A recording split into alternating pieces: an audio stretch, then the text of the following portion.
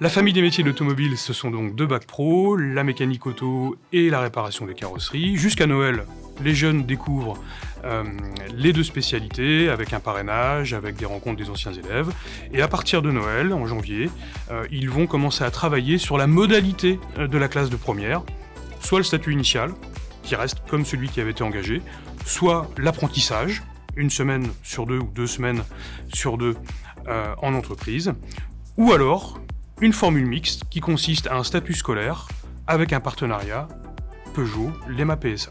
On a un partenariat avec le groupe Peugeot, donc Citroën, Peugeot, Opel, et le jeune va pouvoir suivre des stages supplémentaires, 10 semaines, dans une entreprise de la marque, en plus des stages qui sont déjà prévus. Une autre modalité dans ce dispositif EMA PSA, ce sont des cours supplémentaires, donc dispensés au lycée, par des enseignants formés par PSA. Donc le jeune va vraiment en fait, se former suivant des modalités prévues par PSA à l'école, mais en entreprise. Alors ce n'est pas de l'apprentissage, c'est bien un statut en formation initiale, sous statut scolaire, mais en tout cas c'est un statut scolaire renforcé en partenariat avec le groupe PSA. J'aime beaucoup la carrosserie, il y a beaucoup de diversité, changer une aile, réparation, tout ça, redressage. Plus tard, j'aimerais faire peut-être un CQP peintre pour devenir finalement carrossier peintre.